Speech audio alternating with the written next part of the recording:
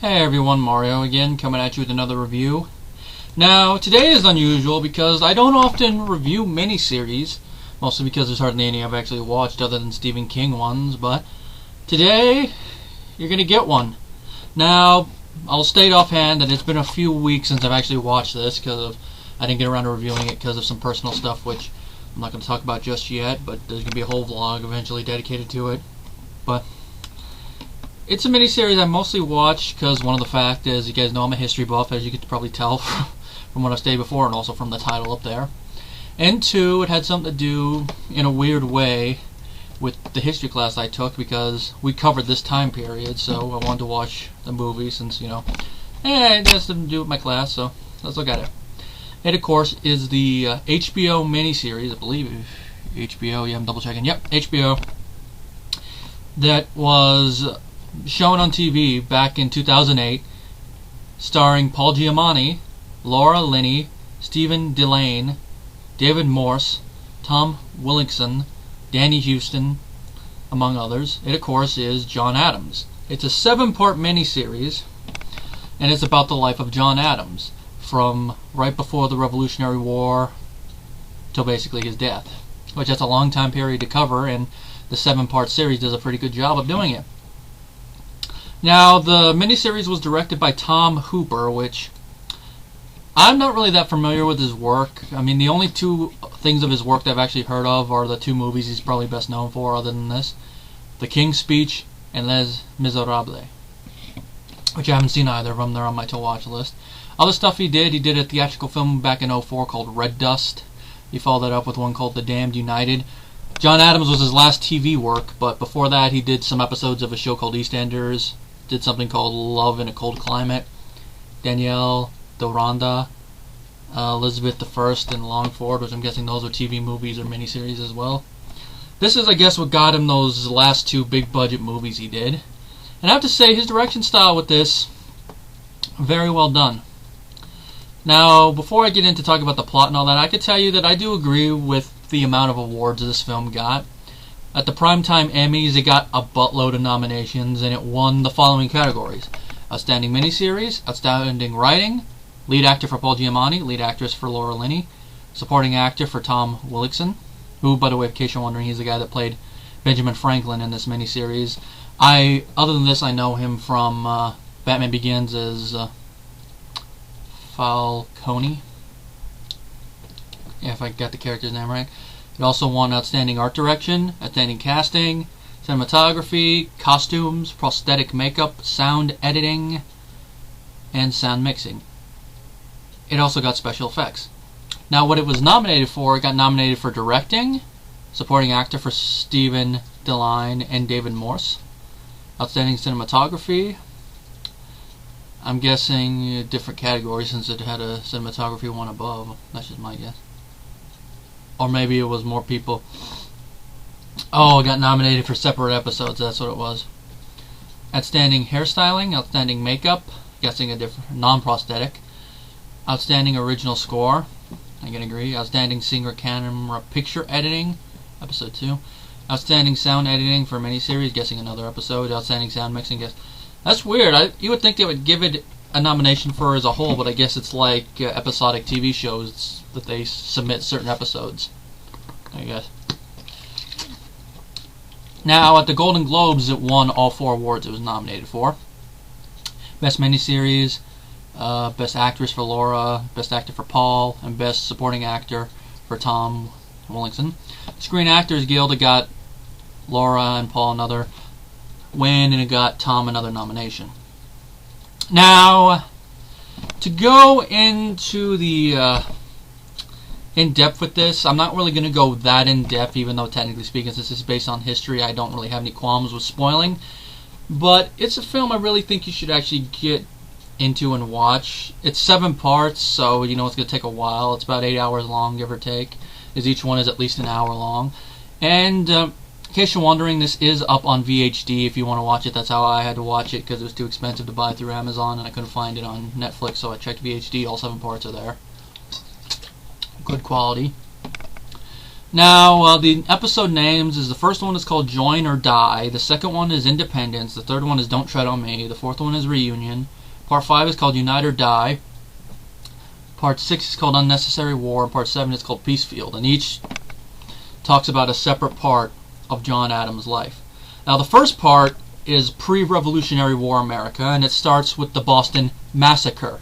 Now, the reason I say massacre like that is because it technically wasn't a massacre.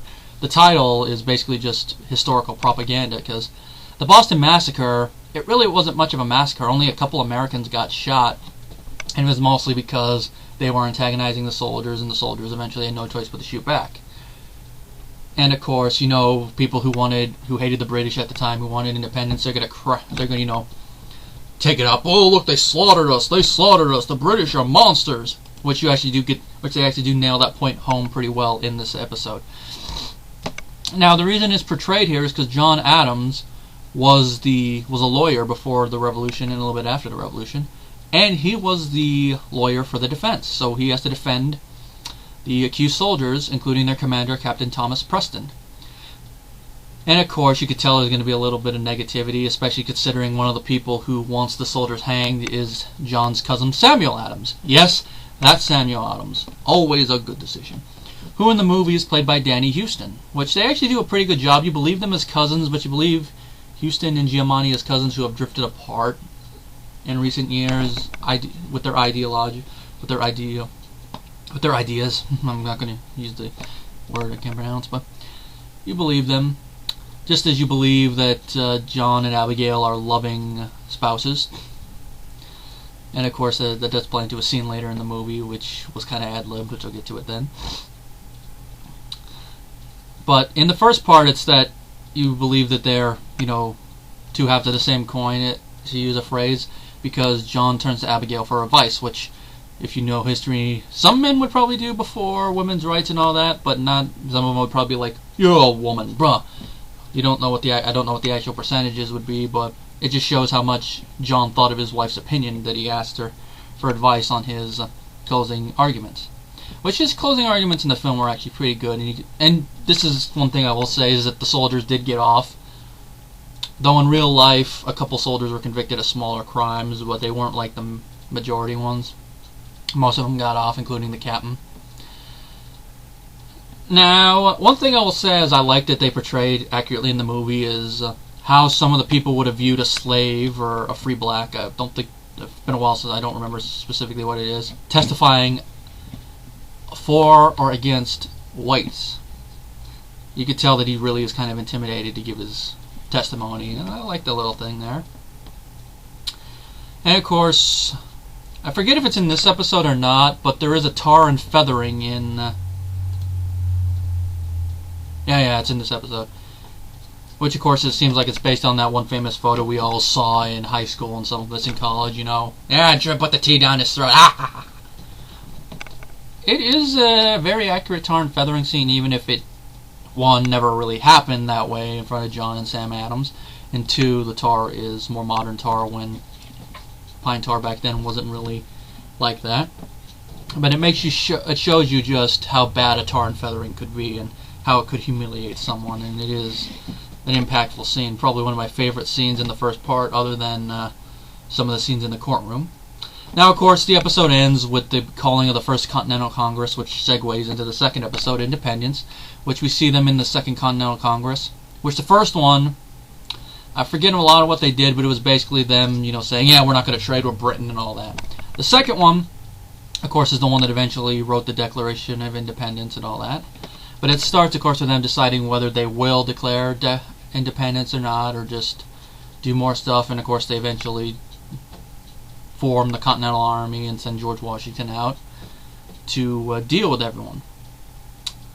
And, of course, part of it, the good part of this episode, is John trying to rile up the rest of the Congress into declaring independence. And he has a passionate speech at the end. Now, of course, I can't really go into this episode without drawing a comparison to one of my favorite musicals, 1776. I will say probably of the two, this one's a little bit more historically accurate. especially in one regards, where in 1776 Dickinson is portrayed as the stereotypical right-wing guy who was in it for all for the money, which he probably was as a Virginian, or I don't know, was he Virginian? No, he was a South Carolina, excuse me. Still a Southerner, so you know, plantation and all that. He probably did have money motives, but the main reason he was against independence or the war at first was because he was a Quaker, and Quakers are pacifists, which they actually do bring it up. John at one point in the episode does call out Mr. Dickinson on his BS, and it's actually a pretty good speech, but again, afterwards Franklin chastises Adams, and this is what basically he tells him. It is perfectly acceptable to insult a man in private. He may even thank you for you afterwards, but when you do so publicly, it tends to make them think you are serious. Of course it works.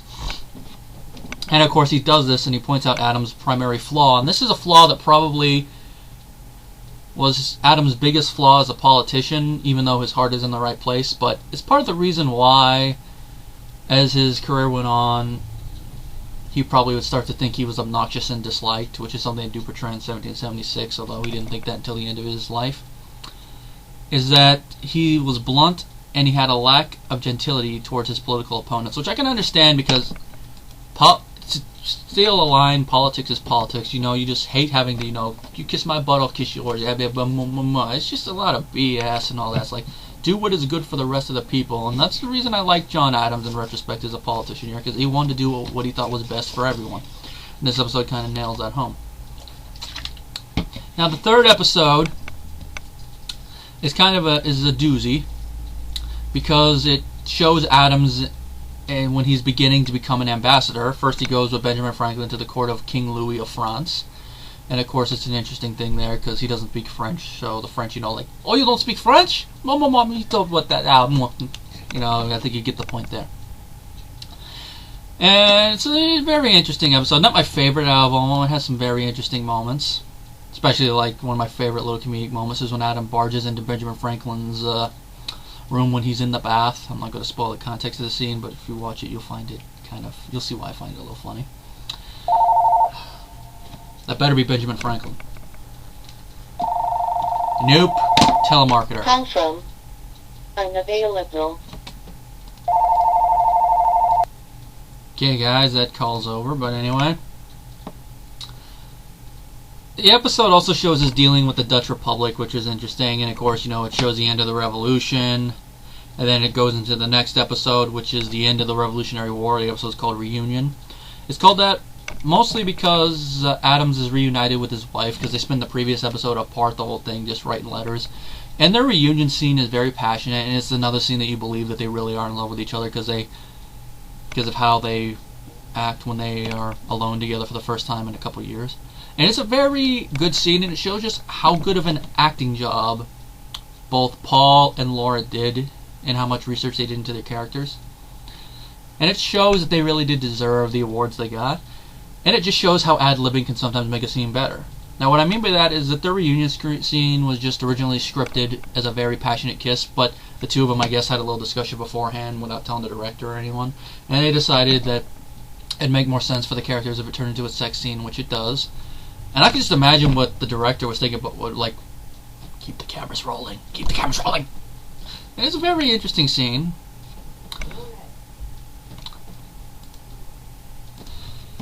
Another thing in this episode is that John Adams' political career continues, this time as an ambassador to Great Britain. Now you can just imagine how that would probably make someone like Adams feel. After several years abroad, he wants to go home, and now he has to go abroad again. And not just any place, but to the place he used to swear allegiance to. And of course, as the ambassador, one of the first things that he has to do as part of his new duty is to meet with his former sovereign, King George III, which I will say is a very interesting scene, probably one of the scenes that I know is uploaded on YouTube. I'll probably put it in the description box.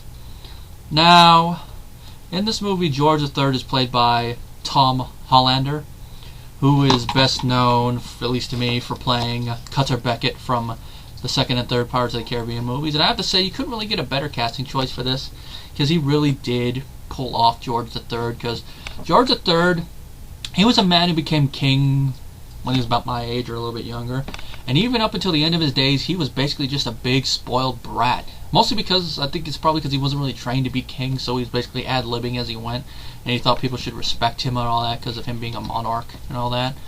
And also because later in his life he had mental disorders, which is why his eldest son eventually became regent. If I were to hazard a guess, I'd say probably George III was bipolar, because that would fit him being like this. And you can really get a little bit of that in Hollander's performance, but mostly the spoiled brat aspect of it shines through. And the scene where the two meet is very interesting. And of course, the rest of the episode just basically goes from him being an ambassador to when he has to return for the first presidential election. And of course, you know that turned out to be George Washington, and Adams becomes the vice president, which is a very interesting scene. And of course, that leads into the next episode, Unite or Die. Now, this episode deals mostly with John Adams presiding over the Senate, which, as the first person to do that, he sees it as a useless position of power, because he's not allowed to get involved in the Senate debates unless he has to break a tie. The president never involves him in any of his decisions, so he just feels like, after all the work I did, helping the country, this is how I'm repaid. And you could really see his frustration coming through. And as the episode goes on, he starts to get more and more involved with it, because there's one scene where Washington actually wants to have tea with him, and he's basically talking about his relationship with his cabinet members, in particular Thomas Jefferson and Alexander Hamilton, because those two were polar opposites on the political spectrum. Now, this was before the formation of political parties in the United States, but it was at the very beginning of it, which you guys all know I really hate political parties. And it's partially for the very reason why originally the Founding Fathers did not make political parties officially, is because they feared that they would become factions and eventually just squabble over small, petty differences and not do their main job, which is to help the American people and make sure that nothing is basically wrong with them. Why does that sound familiar? Republicans and Democrats. I think you get it. Now, Jefferson and Hamilton, their feud was, I guess you could call it now legendary, when they were cabinet members. And you can just imagine how this probably played on Washington's mind, having to hear them squabble day in and day out while he's trying to run a country. So no wonder he turned to Adams for at least a little bit of advice, and their back and forth in their little scene is great. And of course, to even talk about the Jay Treaty with Britain, which Adams rectified in the movie, even though he did not do that in real life, but it's a very interesting scene. Now, the Jay Treaty is a very interesting treaty, and I think I probably should talk about the historical context of it a little bit. Now, it was a treaty that was, I guess, it was signed in the mid-1790s, and it went into effect in 1796. Now, it was signed by John Jay, who eventually became a Supreme Court Justice, the Chief Justice. Now, what it got, its aims were to get rid of British Army units from pre-revolutionary forts. And also, if I remember correctly, the Brits were taking U.S. citizens and making them forced into the Navy, but I think that could have been afterwards. You know, it's been a while since I've actually looked up what Jay's Treaty was. But its main significance was that it was secret until it was ratified. Basically, the president sent someone without even talking about Congress. So, I can understand why Washington did that, because Congress had been like, no, we'll have to debate this, yada yada yada. But it set a bad precedent, and that is the president, and of course, effectively the government keeping secrets. Which, of course, even though you can understand why they did it here, it set a very bad precedent. So, like, this is the main reason I like looking at history, because those who ignore history are doomed to repeat it. Now, of course, the ending of this episode ends with Adams becoming president, which is a very good scene, and it goes into the next part, which is basically all of Adams' presidency. And of course, there's more political party BS. There's the Hammond-led Federalists and the Jefferson-led Republicans, which this is a different Republican Party than modern day. This Republican Party, if I remember correctly, is the one that eventually became the Democrats. It's basically their predecessors, because the modern day Republican Party was founded by anti-slavery people, but then again, that was when the Democrats were the right wings and the Republicans were the left wings. You know, I think they've switched several times since that over stupid stuff, but I just find that a little funny that the modern day Republicans was founded as an anti-slavery party, which they do mention in the movie Lincoln, by the way, but different thing. Now, Adams likes to be neutral with the two, which I could see why, but it starts to anger both sides. He has a shaky relationship with his vice president, Thomas Jefferson. And of course, there's more stuff. And it goes into probably the thing that basically killed Adams' presidency, the Alien and Sedition Acts. Which it basically, the main thing of that act was that you could deport any foreign person for just saying anything. Like, I hate the president, get him out of here, deport him! It's basically the post-Revolutionary War version of the Patriot Act and how it gave power to people. And that's basically, in my history class, what we compared it to, the pros and cons of that, talking about it. And like I said, he killed his presidency, people weren't happy with him, and among other stuff. And of course, the episode also dives into Adams' personal stuff, him disowning his son Charles for alcoholism and other stuff. And eventually, the episode ends, of course, with Adams losing his presidential race and Thomas Jefferson becoming president, which was a very interesting reason why. But I guess you could say that it's really it was a bunch of political BS to make sure Adams didn't win, and it's interesting what happened. And eventually went to the Senate, if I remember correctly. I guess you could say it's kind of similar to the Bush-Gore thing, but in a different way. But that's the only modern thing I could think of to mention it. Then, of course, it goes into the last episode, which is the rest of Adams' life. I mean, the death of his daughter, the death of his wife, his son John Quincy becoming president, which they actually do pretty good makeup on the actor playing John Quincy to make him look older. And, of course, Adams and Jefferson reconciling, and then, of course, them both dying. Which is kind of sad, but, it's talking about they're going to show the majority of life, so it fits. Now, Paul Giamatti, he did an excellent job as John Adams. You really feel for the guy the whole time. And it just shows how good of an actor Giamatti is. And I liked Giamatti as an actor before, but I started to like him even more after watching this. And I applaud that he won. Laura Linney as his wife Abigail Adams, a great actress. This is actually the first thing I've actually seen them in together. I know before they did something else where they were husband and wife also, which I guess helps with the believable chemistry between the two.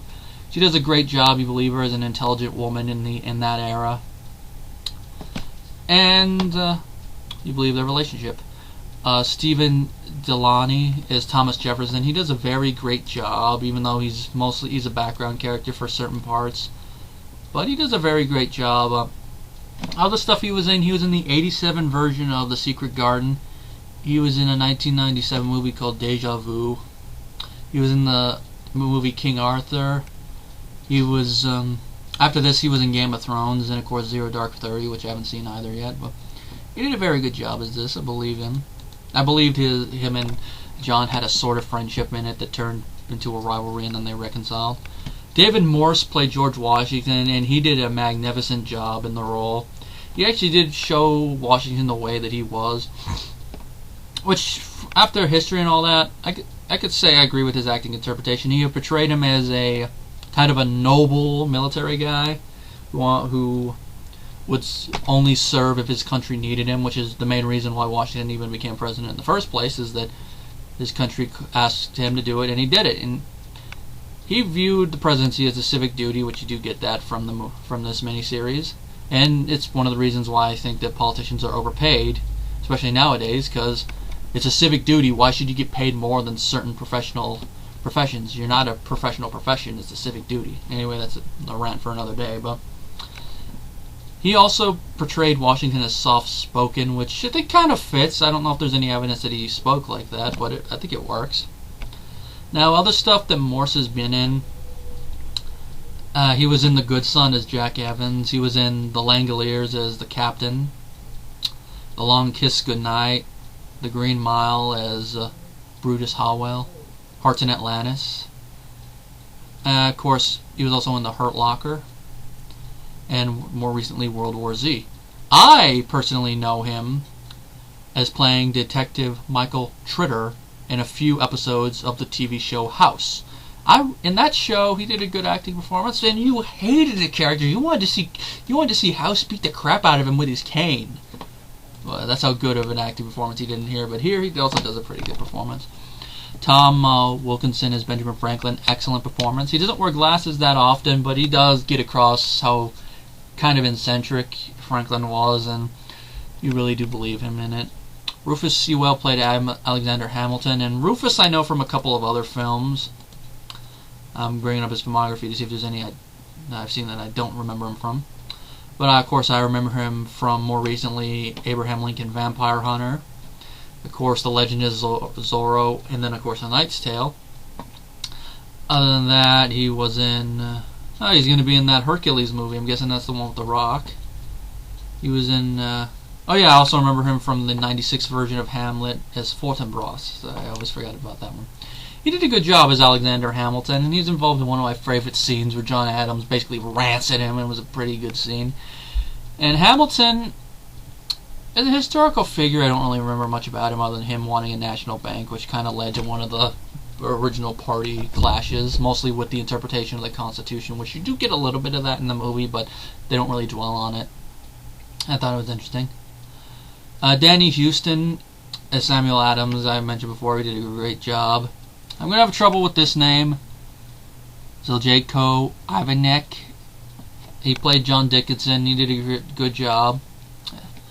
Aben Moss Bachrach played John Adams' son, John Quincy Adams, and he did a very good job for what he had to do. Let's see, already mentioned Hollister. Damien, French names, so forgive me if I mispronounce it. Jolirat played King Louis for his brief scenes, and he did a good job as well for what he had to do. He came off as a pompous, spoiled brat of a king, and that fit the character, I guess. And even more, the fact that he speaks, French and all that adds even more. I'm French! Why do you think I have this ridiculous accent? And the rest of the cast, if I went and talked about all of them in depth, I'll be here till next Tuesday, but they all did a pretty good job for what they had to do. Some did better jobs than others, probably because of screen time or character importance, but they did a good job. The cinematography for the film was great, like I mentioned. I think it deserved it. The score was done by both Robert Lane and Joseph Vittarelli, and they did a pretty good job. And if I'm counting the budget for this film right, 1, 2, 3, 4, 5, 6, 7, 8, 9. If I'm counting right, the budget for this miniseries was $100 million, and it shows. It's mostly for the set designs and the clothes and all that, and it fits. The money went to it. And I have to say, it's one of those films where you read that's how much it costs, and it fits. And the sad thing, this is a TV movie, and I think it looks a little bit better than some big-budget Hollywood movies I've seen lately, but that's just me. That's mostly because everything's done practically, and, I guess because they did the TV, they knew they couldn't go that grand, and also you didn't really have to go that grand with this one, because you're not really showing massive wars, you're mostly about the political background surrounding one character. Now, do I recommend the movie? If you don't mind watching an episodic story, I recommend it. If you don't mind watching historical stuff, I recommend it. If you're a fan of Paul Giamatti, I definitely recommend it. And that's all I really have to say about this miniseries. It's a great miniseries. Glad I watched it. I'll probably rewatch again one of these days because I had to because of my schedule and all that. I watched like one episode one day. And a couple days later, watch another one on the bus, watch part of one, then watch the rest when I got home. But it was an interesting biopic, and I thought it was structured pretty well. And I actually do want to get the book it's actually based off of, because it's partially based off a book called John Adams by David McCullough. I believe that's how it's pronounced. Cullough. Forgive me if I mispronounced that, but Cullough. And from what I heard, it's actually a pretty interesting book. My rating for the John Adams miniseries is 5 out of 5 because I can't really think of anything wrong with it other than like minor historical inaccuracies, but I'm not really gonna fault the film for that. I mean, they change it for dramatic purposes, and also some things would probably be too long in the tooth if they told it straight, like the trial thing and some other stuff. And it creates great drama and it makes you feel for the guy. I thought the episodes are paced pretty well. I felt like I said, cinematography great, score great, the direction by Tom Hooper was great, all the acting was great, and this one, like I said, I recommend for the reasons I gave.